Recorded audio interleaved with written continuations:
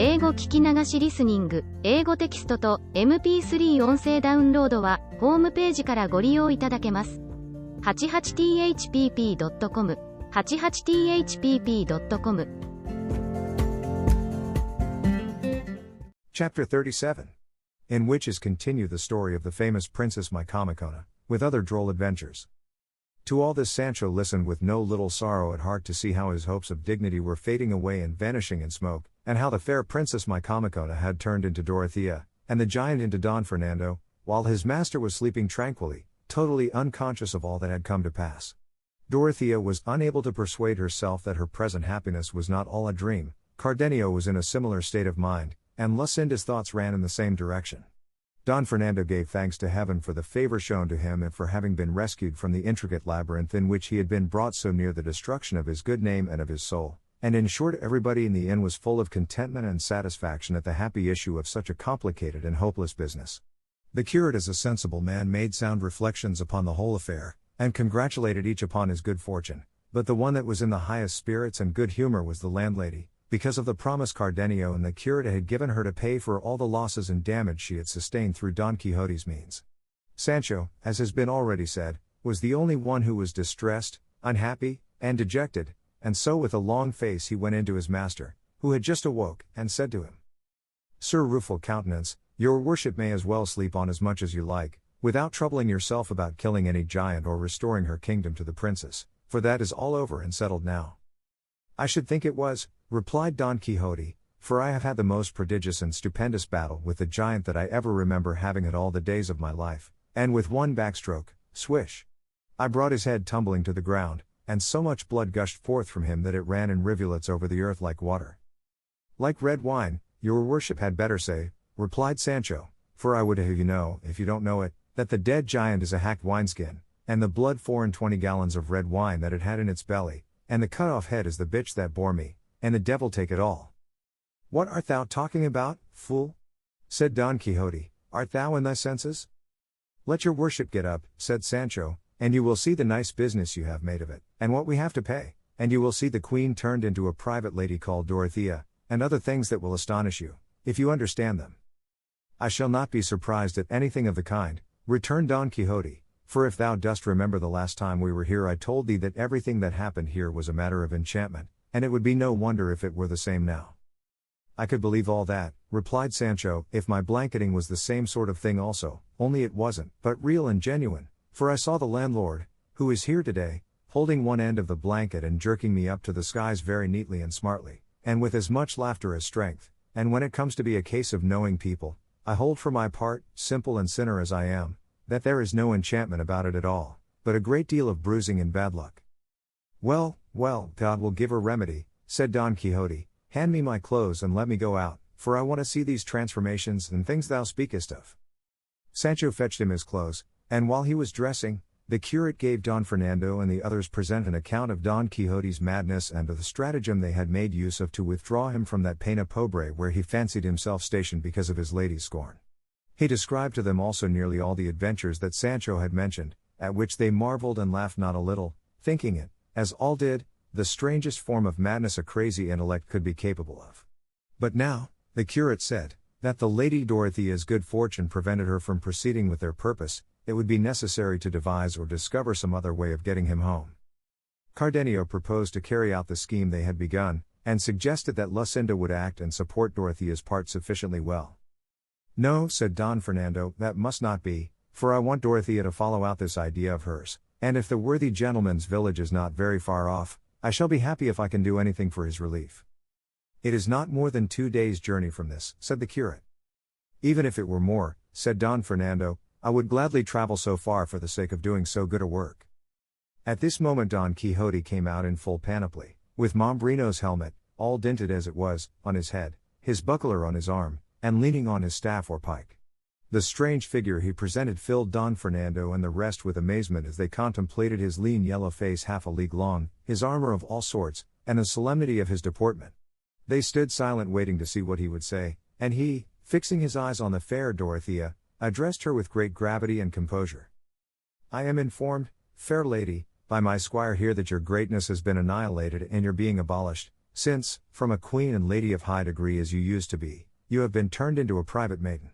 If this has been done by the command of the magician king your father, through fear that I should not afford you the aid you need and are entitled to, I may tell you he did not know and does not know half the mass, and was little versed in the annals of chivalry, for, if he had read and gone through them as attentively and deliberately as I have, he would have found at every turn that knights of less renown than mine have accomplished things more difficult. It is no great matter to kill a whelp of a giant, however arrogant he may be, for it is not many hours since I myself was engaged with one, and, I will not speak of it, that they may not say I am lying. Time, however, that reveals all, will tell the tale when we least expect it. You were engaged with a couple of wineskins, and not a giant, said the landlord at this, but Don Fernando told him to hold his tongue and on no account interrupt Don Quixote, who continued, I say in conclusion, high and disinherited lady, that if your father has brought about this metamorphosis in your person for the reason I have mentioned, you ought not to attach any importance to it, for there is no peril on earth through which my sword will not force a way, and with it, before many days are over, I will bring your enemy's head to the ground and place on yours the crown of your kingdom. Don Quixote said no more, and waited for the reply of the princess, who, aware of Don Fernando's determination to carry on the deception until Don Quixote had been conveyed to his home, with great ease of manner and gravity made answer, Whoever told you, valiant knight of the rueful countenance, that I had undergone any change or transformation did not tell you the truth, for I am the same as I was yesterday. It is true that certain strokes of good fortune, that have given me more than I could have hoped for, have made some alteration in me, but I have not therefore ceased to be what I was before, or to entertain the same desire I have had all through of availing myself of the might of your valiant and invincible arm. And so, Señor, let your goodness reinstate the father that begot me in your good opinion, and be assured that he was a wise and prudent man, since by his craft he found out such a sure and easy way of remedying my misfortune. For I believe, Señor, that had it not been for you I should never have lit upon the good fortune I now possess, and in this I am saying what is perfectly true, as most of these gentlemen who are present can fully testify. All that remains is to set out on our journey tomorrow, for today we could not make much way, and for the rest of the happy result I am looking forward to, I trust to God and in the valor of your heart. So said the sprightly Dorothea, and on hearing her Don Quixote turned to Sancho and said to him, with an angry air, I declare now, little Sancho, thou art the greatest little villain in Spain. Say, thief and vagabond, hast thou not just now told me that this princess had been turned into a maiden called Dorothea, and at the head which I am persuaded I cut off from a giant was the bitch that bore thee, and other nonsense that put me in the greatest perplexity I have ever been in all my life? I vow, and here he looked to heaven and ground his teeth, I have a mind to play the mischief with thee, in a way that will teach sense for the future to all lying squires of knights errant in the world. Let your worship be calm, Señor, returned Sancho, for it may well be that I have been mistaken as to the change of the lady princess my Comicona, but as to the giant's head, or at least as to the piercing of the wineskins, and the blood being red wine, I make no mistake, as sure as there is a God, because the wounded skins are there at the head of your worship's bed, and the wine has made a lake of the room. If not, you will see when the eggs come to be fried, I mean when his worship the landlord calls for all the damages. For the rest, I am heartily glad that her ladyship the queen is as she was, for it concerns me as much as anyone. I tell thee again, Sancho, thou art a fool, said Don Quixote, forgive me, and that will do. That will do, said Don Fernando, let us say no more about it, and as her ladyship the princess proposes to set out tomorrow because it is too late today, so be it, and we will pass the night in pleasant conversation, and tomorrow we will all accompany Señor Don Quixote, for we wish to witness the valiant and unparalleled achievements he is about to perform in the course of this mighty enterprise which he has undertaken. It is I who shall wait upon and accompany you, said Don Quixote, and I am much gratified by the favor that is bestowed upon me, and the good opinion entertained of me, which I shall strive to justify, or it shall cost me my life, or even more if it can possibly cost me more. Many were the compliments and expressions of politeness that passed between Don Quixote and Don Fernando, but they were brought to an end by a traveller who at this moment entered the inn, and who seemed from his attire to be a Christian lately come from the country of the Moors, for he was dressed in a short-skirted coat of blue cloth with half sleeves and without a collar, his breeches were also of blue cloth, and his cap of the same color, and he wore yellow buskins and had a Moorish cutlass slung from a baldric across his breast. Behind him, mounted upon an ass, there came a woman dressed in Moorish fashion, with her face veiled and a scarf on her head, and wearing a little brocaded cap, and a mantle that covered her from her shoulders to her feet. The man was of a robust and well-proportioned frame, in age a little over 40, rather swarthy in complexion, with long mustaches and a full beard, and, in short, His appearance was such that if he had been well dressed he would have been taken for a person of quality and good birth. On entering he asked for a room, and when they told him there was none in the inn he seemed distressed, and approaching her who by her dress seemed to be a Moor, he took her down from the saddle in his arms. Lucinda, Dorothea, the landlady, her daughter and Maritornes, attracted by the strange, and to them entirely new costume, gathered round her, and Dorothea, who was always kindly, courteous, and quick-witted, perceiving that both she and the man who had brought her were annoyed at not finding a room, said to her, "Do not be put out, Señora, by the discomfort and want of luxuries here, for it is the way of roadside inns to be without them. Still, if you will be pleased to share our lodging with us," pointing to Lucinda, "perhaps you will have found worse accommodation in the course of your journey." To this the veiled lady made no reply. All she did was to rise from her seat, crossing her hands upon her bosom, bowing her head and bending her body as a sign that she returned thanks. From her silence they concluded that she must be a Moor and unable to speak a Christian tongue. At this moment the captive came up, having been until now otherwise engaged, and seeing that they all stood round his companion and she made no reply to what they addressed to her, he said, "Ladies, this damsel hardly understands my language and can speak none but that of her own country, for which reason she does not and cannot answer what has been asked of her."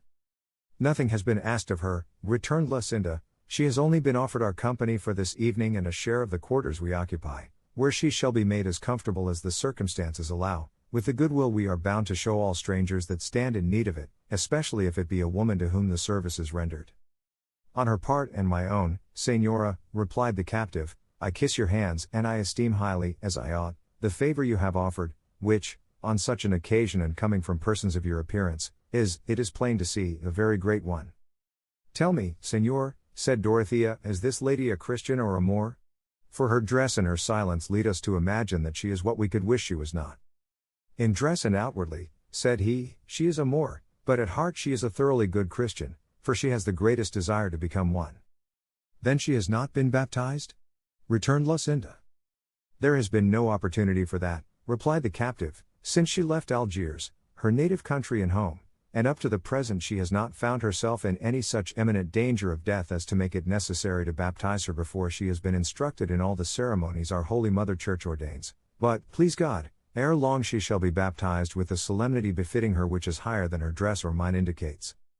By these words he excited a desire in all who heard him, to know who the Moorish lady and the captive were, but no one liked to ask just then, seeing that it was a fitter moment for helping them to rest themselves than for questioning them about their lives. Dorothea took the Moorish lady by the hand and leading her to a seat beside herself, requested her to remove her veil. She looked at the captive as if to ask him what they meant and what she was to do. He said to her in Arabic that they asked her to take off her veil, and thereupon she removed it and disclosed a countenance so lovely, that to Dorothea she seemed more beautiful than Lucinda, and to Lucinda more beautiful than Dorothea, and all the bystanders felt that if any beauty could compare with theirs it was the Moorish lady's, and there were even those who were inclined to give it somewhat the preference.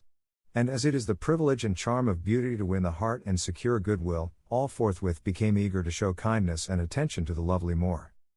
Don Fernando asked the captive what her name was, and he replied that it was Leila Zoraida, but the instant she heard him, she guessed what the Christian had asked, and said hastily, with some displeasure and energy, "No, not Zoraida, Maria, Maria," giving them to understand that she was called Maria and not Zoraida. These words, and the touching earnestness with which she uttered them, drew more than one tear from some of the listeners, particularly the women, who are by nature tender-hearted and compassionate. Lucinda embraced her affectionately, saying, "Yes, yes, Maria, Maria," to which the Moor replied, "Yes, yes, Maria, Zoraida Macanj," which means not Zoraida.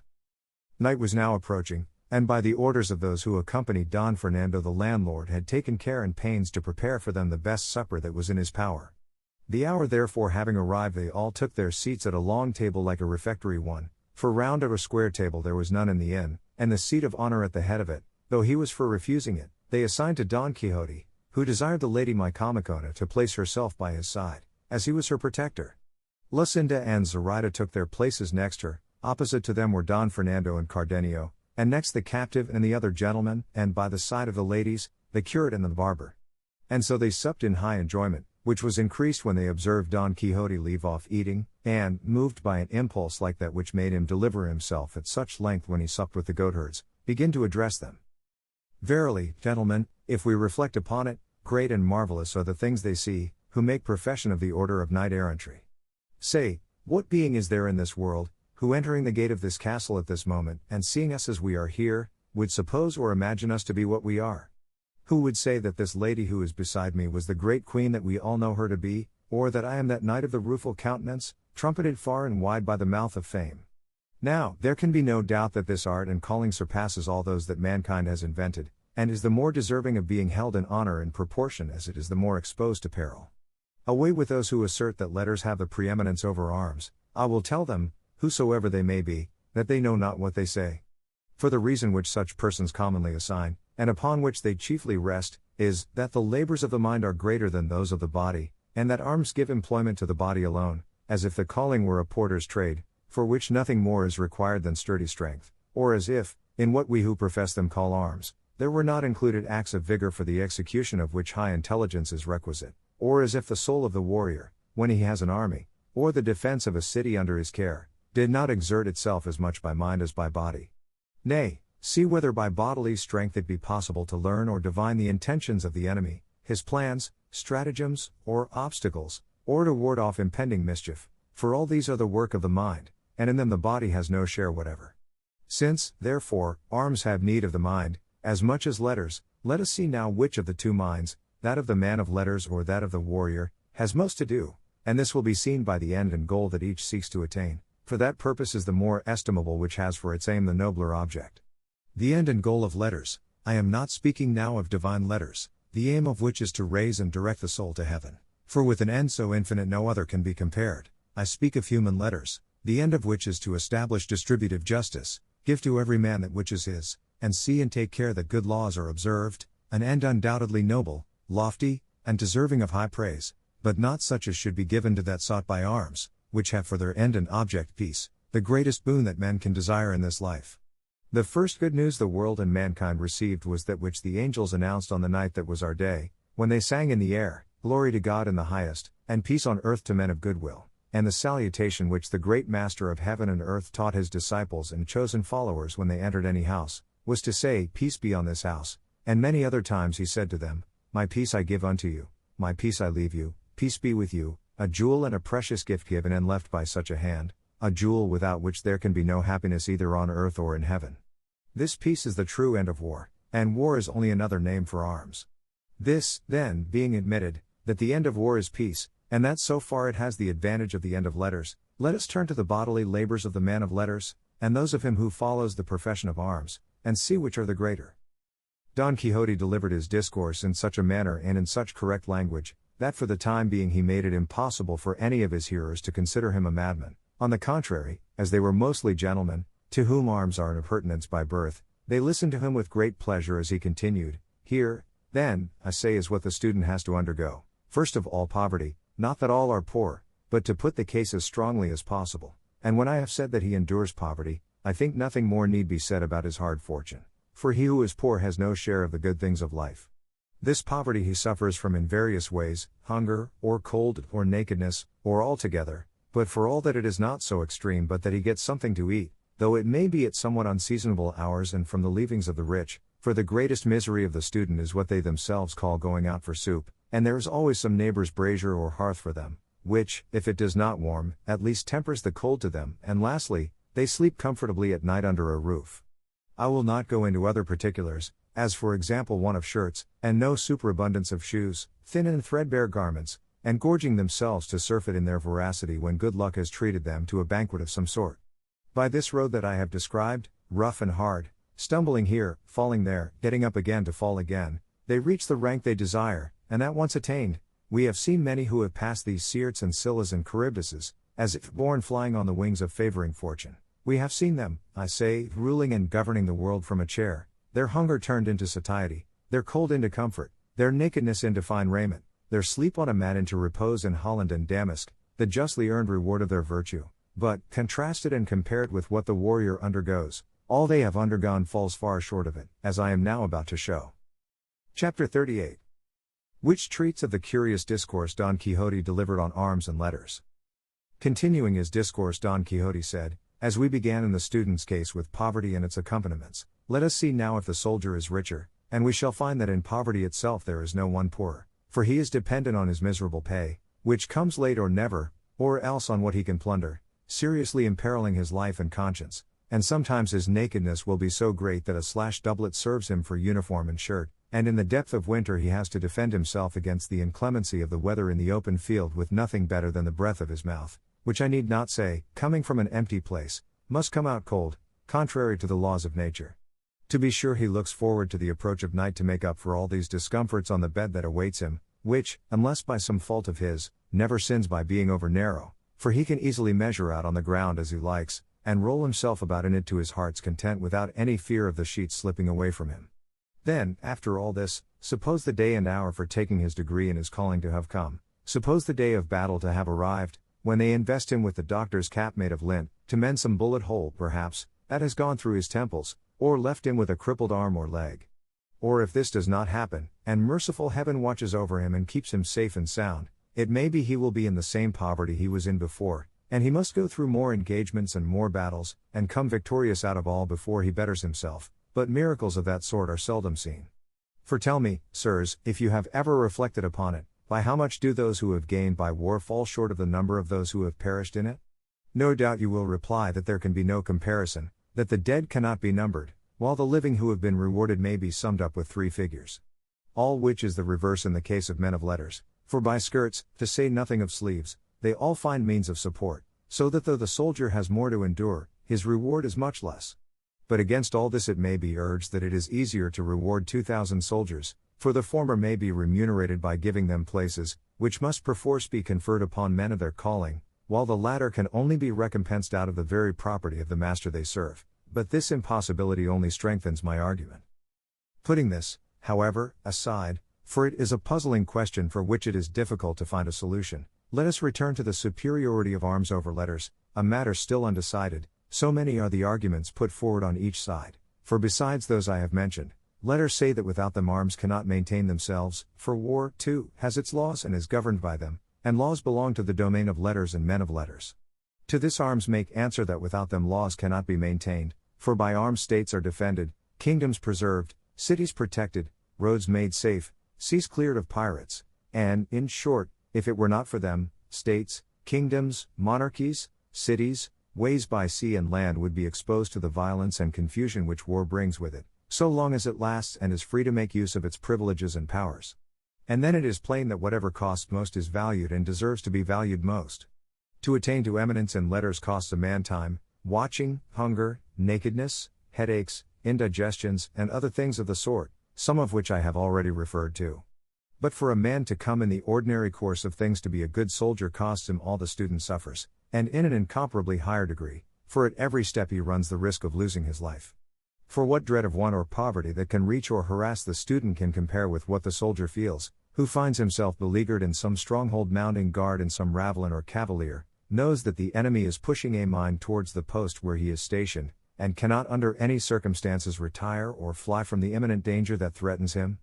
All he can do is to inform his captain of what is going on so that he may try to remedy it by a countermine, and then stand his ground in fear and expectation of the moment when he will fly up to the clouds without wings and descend into the deep against his will.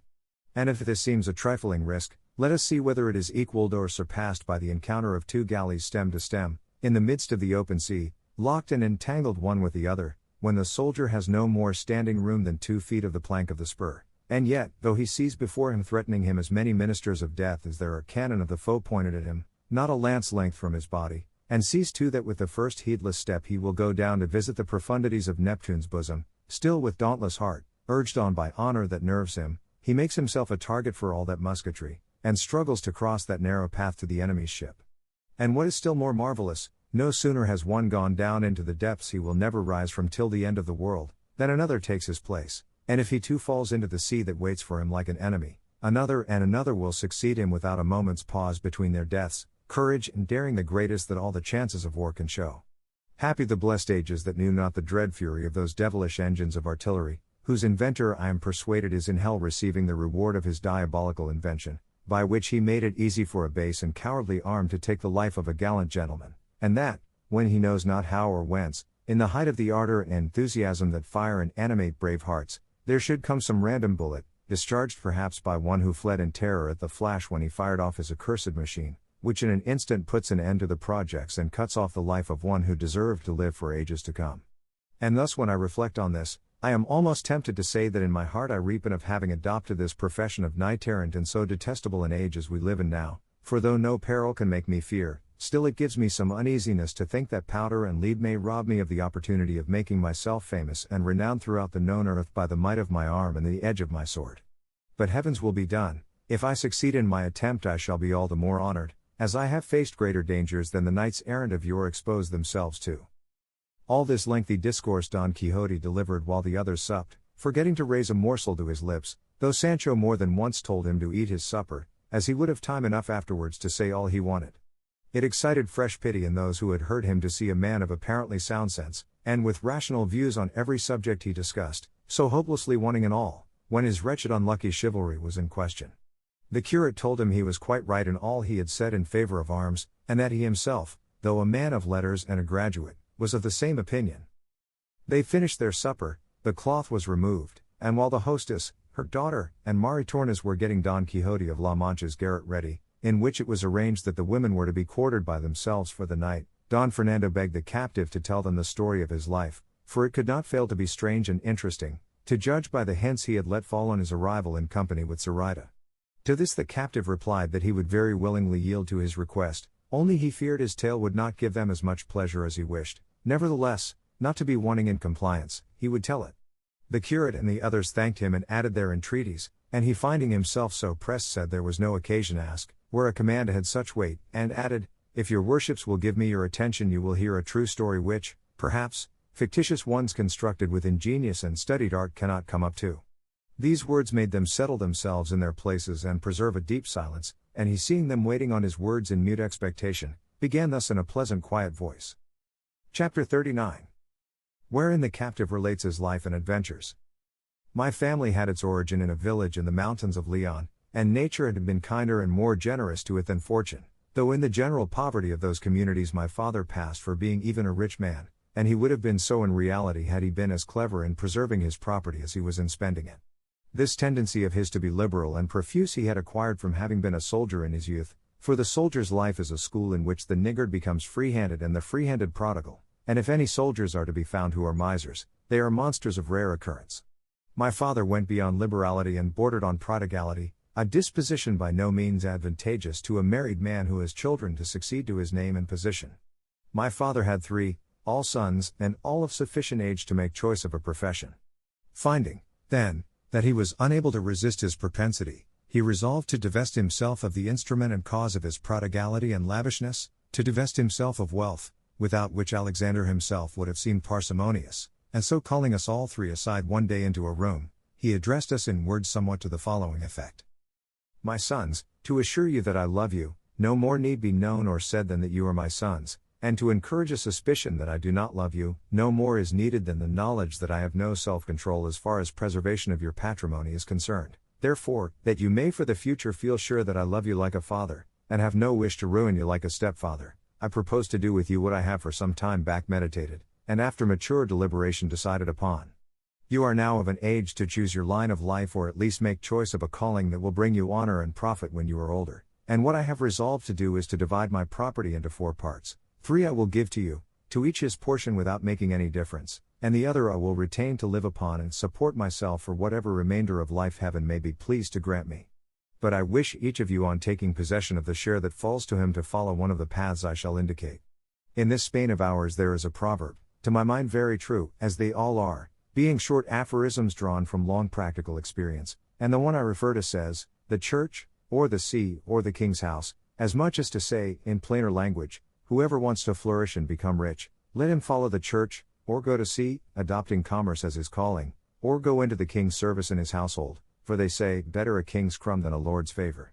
I say so because it is my will and pleasure that one of you should follow letters, another trade, and the third serve the king in the wars, for it is a difficult matter to gain admission to his service in his household, and if war does not bring much wealth it confers great distinction and fame. 8 days hence I will give you your full shares in money, without defrauding you of a farthing, as you will see in the end. Now tell me if you are willing to follow out my idea and advice as I have laid it before you. Having called upon me as the eldest to answer, I, After urging him not to strip himself of his property but to spend it all as he pleased, for we were young men able to gain our living, consented to comply with his wishes, and said that mine were to follow the profession of arms and thereby serve God and my king. My second brother, having made the same proposal, decided upon going to the Indies, embarking the portion that fell to him in trade. The youngest, and in my opinion the wisest, said he would rather follow the church, or go to complete his studies at Salamanca. As soon as we had come to an understanding, and made choice of our professions, my father embraced us all, and in the short time he mentioned carried into effect all he had promised, and when he had given to each his share, which as well as I remember was 3,000 ducats apiece in cash, for an uncle of ours bought the estate and paid for it down, not to let it go out of the family, we all three on the same day took leave of our good father, and at the same time, as it seemed to me inhuman to leave my father with such scanty means in his old age, I induced him to take 2 of my 3,000 ducats, as the remainder would be enough to provide me with all a soldier needed. My 2 brothers, moved by my example, gave him each 1,000 ducats, so that there was left for my father 4,000 ducats in money, besides 3,000, the value of the portion that fell to him which he preferred to retain in land instead of selling it. Finally, as I said, we took leave of him, and of our uncle whom I have mentioned, not without sorrow and tears on both sides, they charging us to let them know whenever an opportunity offered how we fared, whether well or ill. We promised to do so, and when he had embraced us and given us his blessing, one set out for Salamanca, the other for Seville, and I for Alicante, where I had heard there was a Genoese vessel taking in a cargo of wool for Genoa. It is now some 22 years since I left my father's house, and all that time, though I have written several letters, I have had no news whatever of him or of my brothers. My own adventures during that period I will now relate briefly.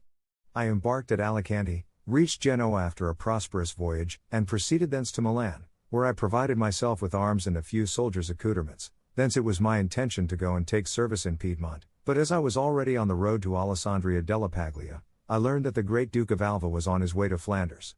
I changed my plans, joined him, served under him in the campaigns he made, was present at the deaths of the Counts Egmont and Horn, and was promoted to be ensign under a famous captain of Guadalajara, Diego de Urbina by name. Some time after my arrival in Flanders news came of the league that His Holiness Pope Pius V of happy memory, had made with Venice and Spain against the common enemy, the Turk, who had just then with his fleet taken the famous island of Cyprus, which belonged to the Venetians, a loss deplorable and disastrous.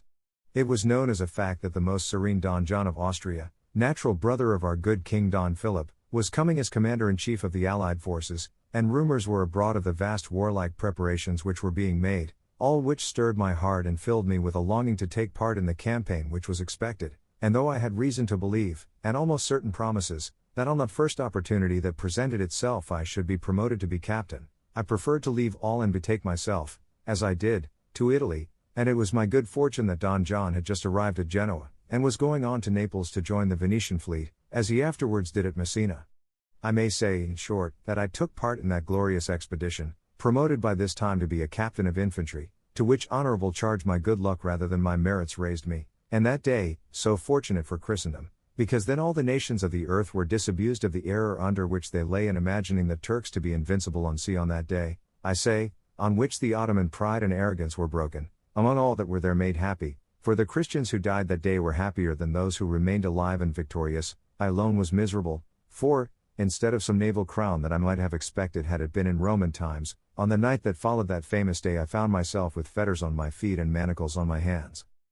It happened in this way: El Chali, the king of Algiers, a daring and successful corsair, having attacked and taken the leading Maltese galley, only 3 knights being left alive in it, and they badly wounded, the chief galley of John Andrea, on board of which I and my company were placed, came to its relief, and doing as was bound to do in such a case, I leapt on board the enemy's galley, which, sheering off from that which had attacked it, prevented my men from following me, and so I found myself alone in the midst of my enemies, who were in such numbers that I was unable to resist. In short, I was taken, covered with wounds. El Chali, as you know, sirs, made his escape with his entire squadron, and I was left a prisoner in his power, the only sad being among so many filled with joy, and the only captive among so many free, for there were 15,000 Christians, all at the oar in the Turkish fleet, that regained their longed-for liberty that day.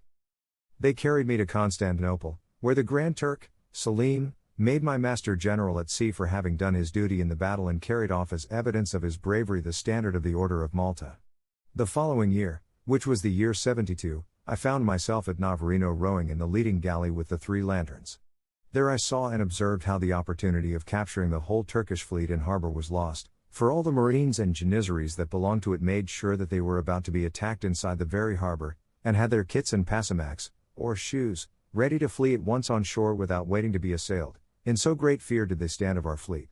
But heaven ordered it otherwise, not for any fault or neglect of the general who commanded on our side, but for the sins of Christendom, and because it was God's will and pleasure that we should always have instruments of punishment to chastise us. As it was, El Uchali took refuge at Madan, which is an island near Navarino, and landing forces fortified the mouth of the harbor and waited quietly until Don John retired. On this expedition was taken the galley called the Prize, whose captain was a son of the famous corsair Barbarossa.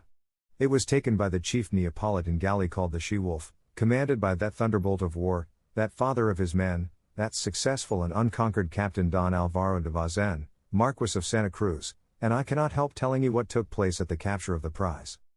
The son of Barbarossa was so cruel, and treated his slaves so badly, that, when those who were at the oars saw that the She-Wolf galley was bearing down upon them and gaining upon them, they all at once dropped their oars and seized their captain who stood on the stage at the end of the gangway shouting to them to row lustily, and passing him on from bench to bench, from the poop to the prow, they so bid him that before he had got much past the mast his soul had already got to hell. So great, as I said, was the cruelty with which he treated them, and the hatred with which they hated him. We returned to Constantinople, and the following year, 73, it became known that Don John had seized Tunis and taken the kingdom from the Turks, and placed Muley Hamid in possession, putting an end to the hopes which Muley Hamida, the cruelest and bravest Moor in the world, entertained of returning to reign there.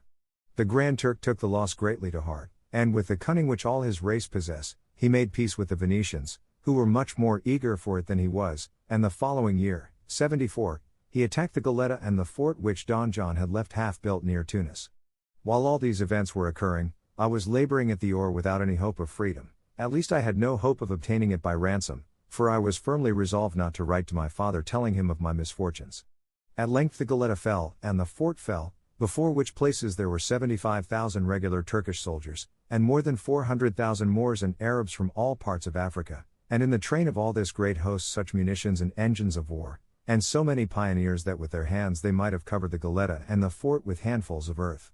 The first to fall was the Goletta, until then reckoned impregnable, and it fell, not by any fault of its defenders, who did all that they could and should have done, but because experiment proved how easily entrenchments could be made in the desert sand there, for water used to be found at 2 palms depth, while the Turks found none at 2 yards, and so by means of a quantity of sandbags they raised their works so high that they commanded the walls of the fort, sweeping them as if from a cavalier, so that no one was able to make a stand or maintain the defense.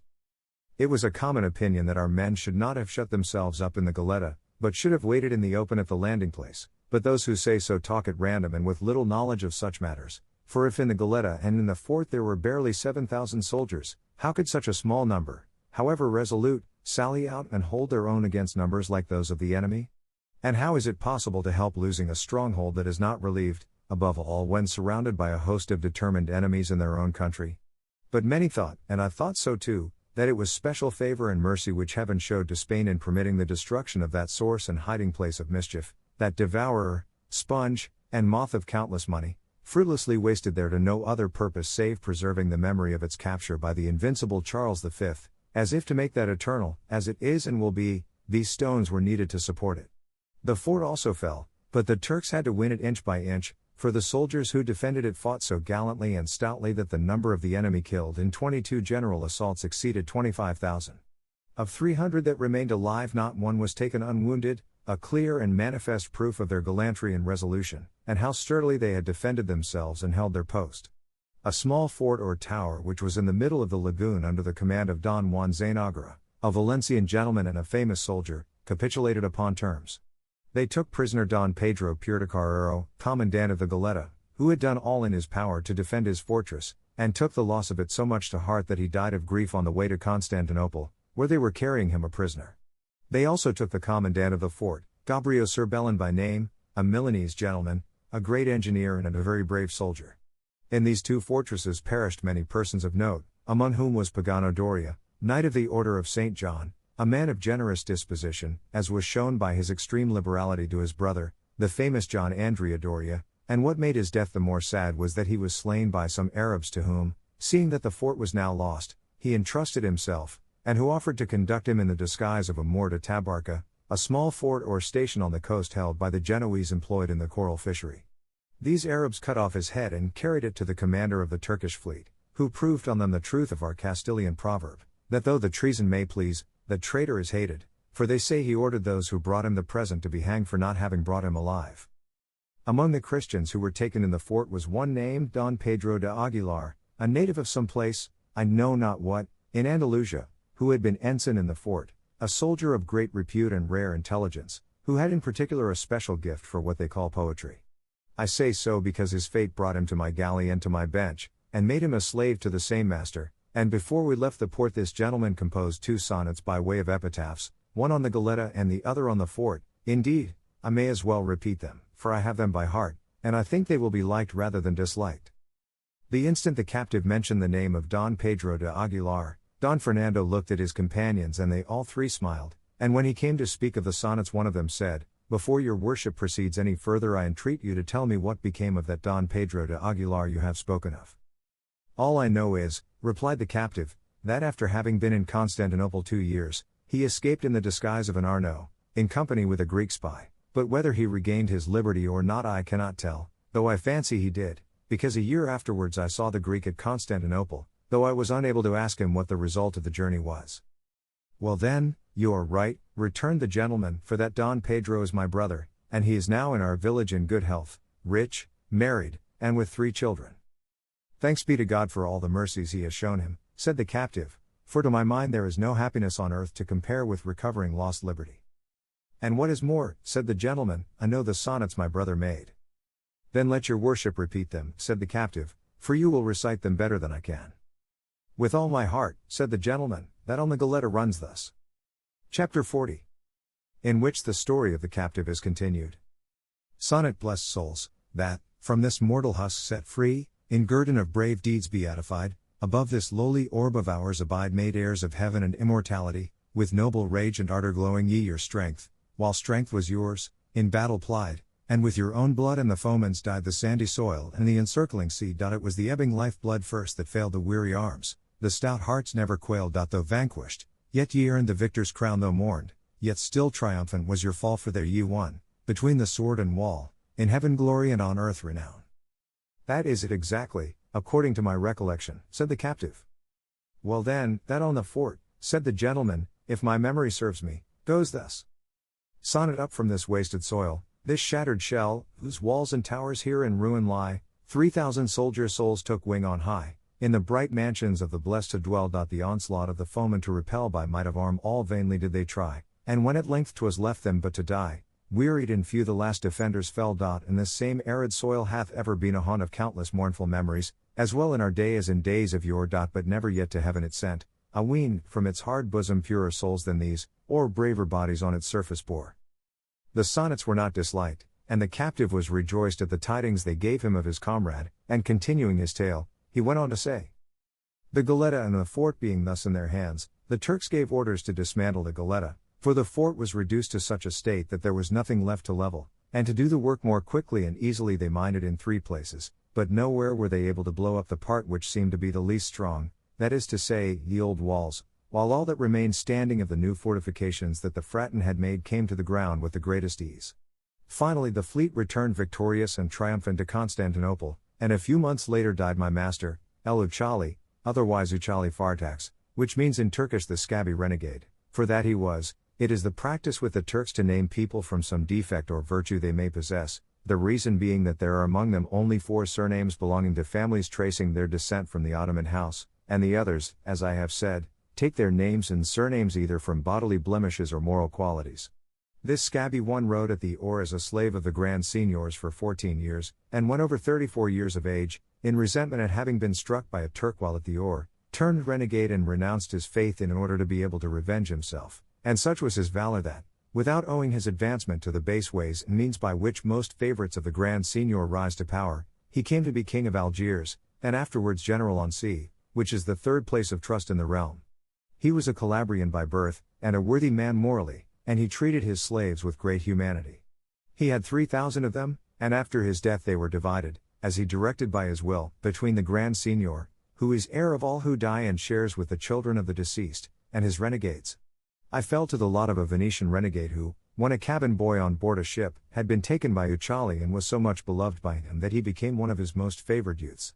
He came to be the most cruel renegade I ever saw. His name was Hassan Aga, and he grew very rich and became king of Algiers.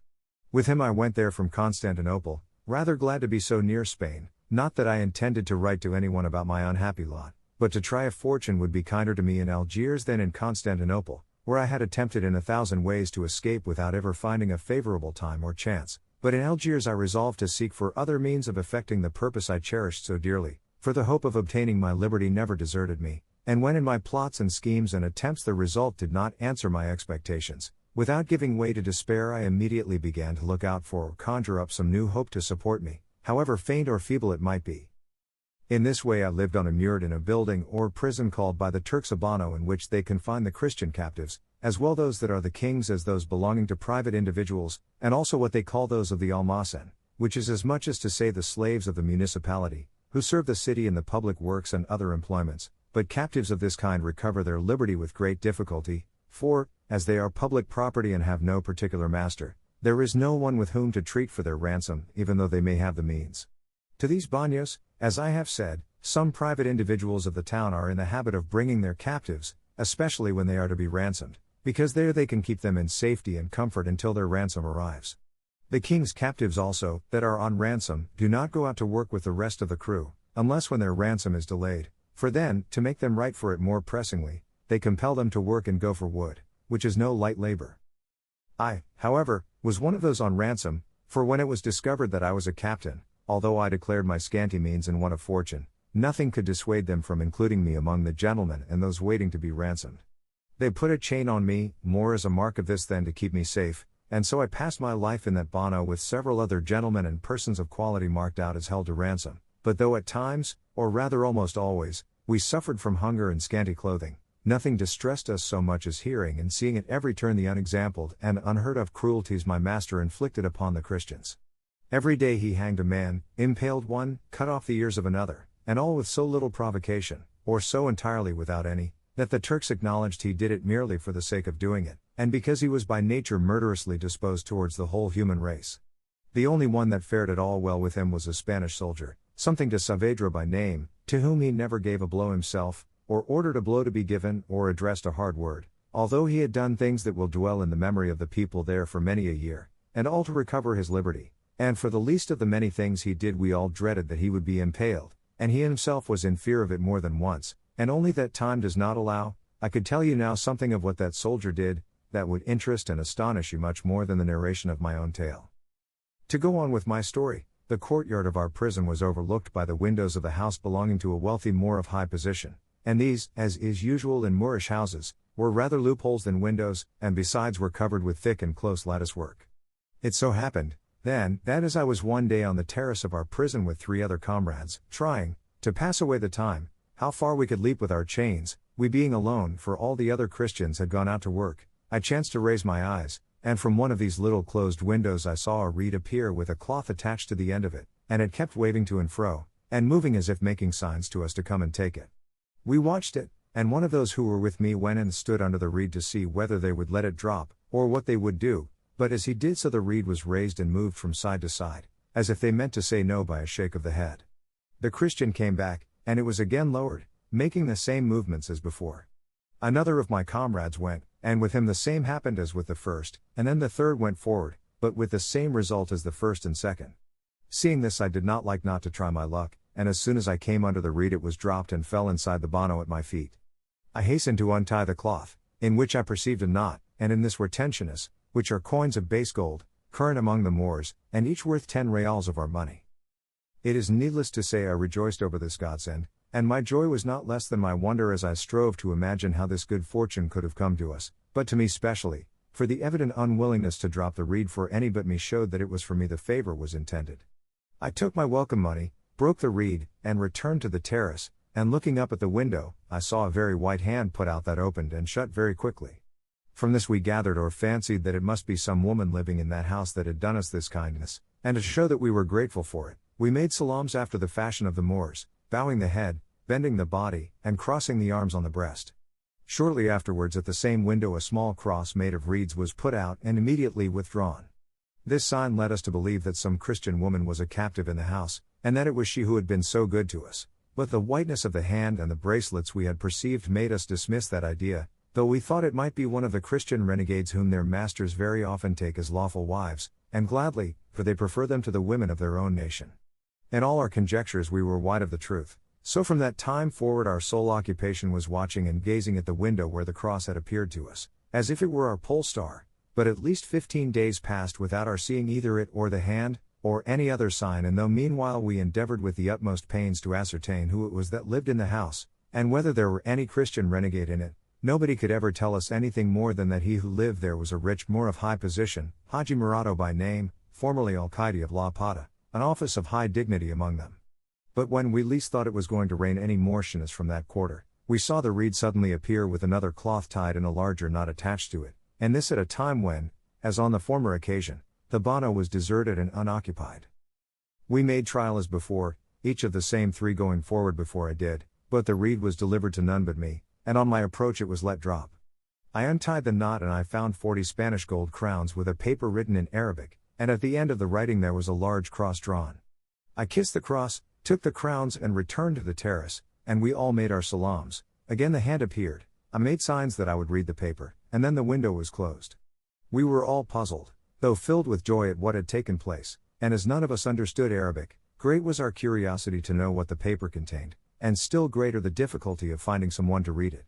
At last I resolved to confide in a renegade, a native of Murcia, who professed a very great friendship for me, and had given pledges that bound him to keep any secret I might entrust to him, for it is the custom with some renegades, when they intend to return to Christian territory, to carry about them certificates from captives of mark testifying, in whatever form they can, that such and such a renegade is a worthy man who has always shown kindness to Christians, and is anxious to escape on the first opportunity that may present itself.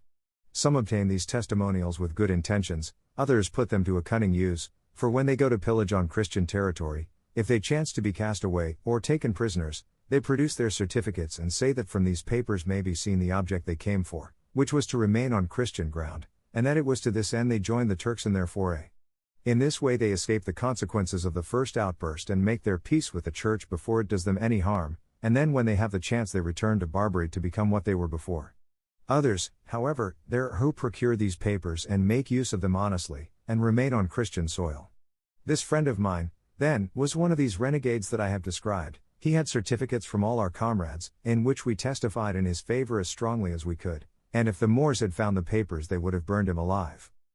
I knew that he understood Arabic very well, and could not only speak but also write it, but before I disclosed the whole matter to him, I asked him to read for me this paper which I had found by accident in a hole in my cell.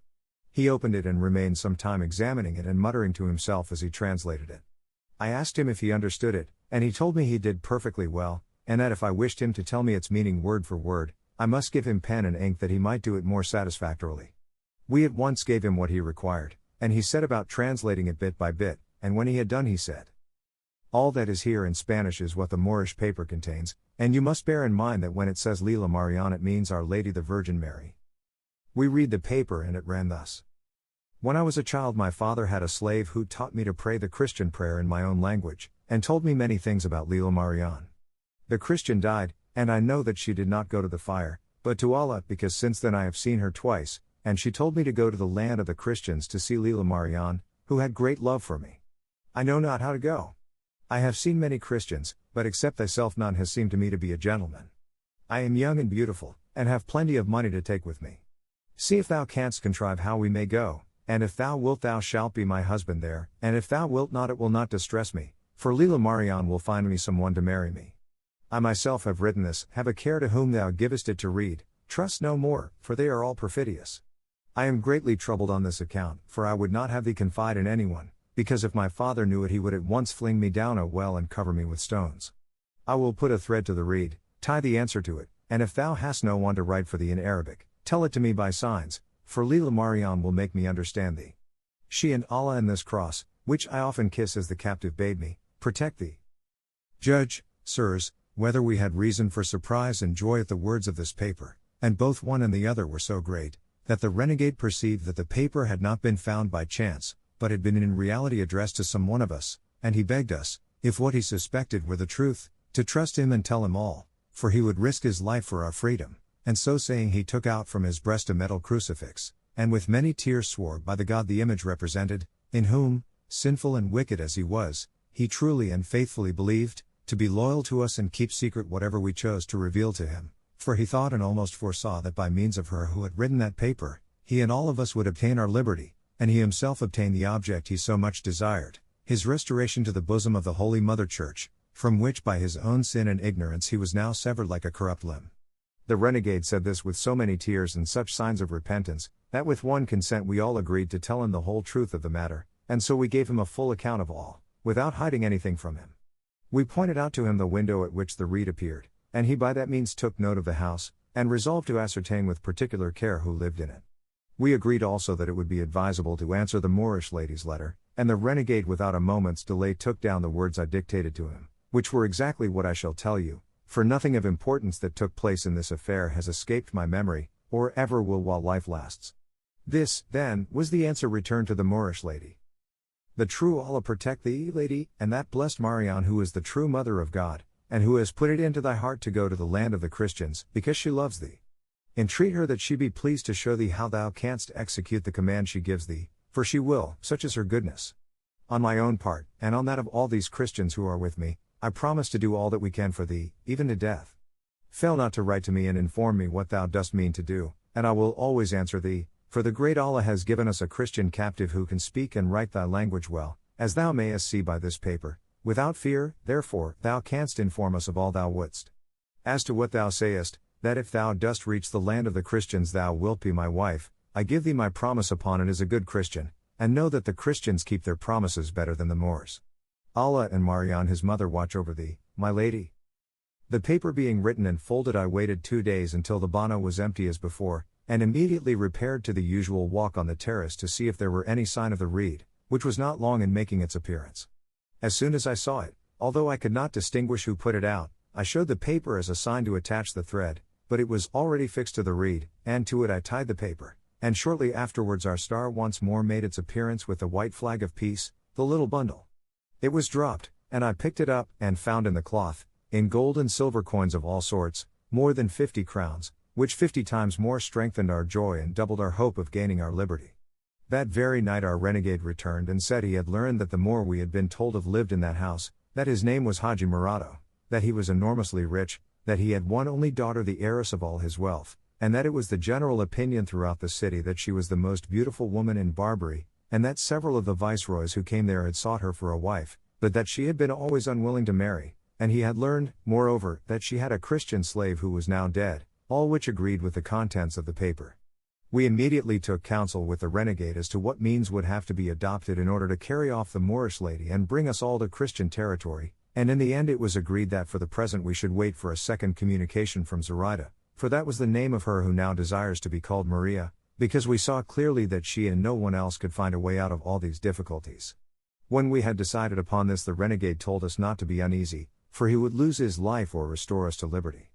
For 4 days the bano was filled with people, for which reason the reed delayed its appearance for 4 days, but at the end of that time, when the bano was, as it generally was, empty, it appeared with the cloth so bulky that it promised a happy birth. Reed and cloth came down to me, and I found another paper and 100 crowns in gold, without any other coin. The renegade was present, and in our cell we gave him the paper to read, which was to this effect. I cannot think of a plan, Señor, for our going to Spain, nor has Lila Marianne shown me one, though I have asked her. All that can be done is for me to give you plenty of money and gold from this window.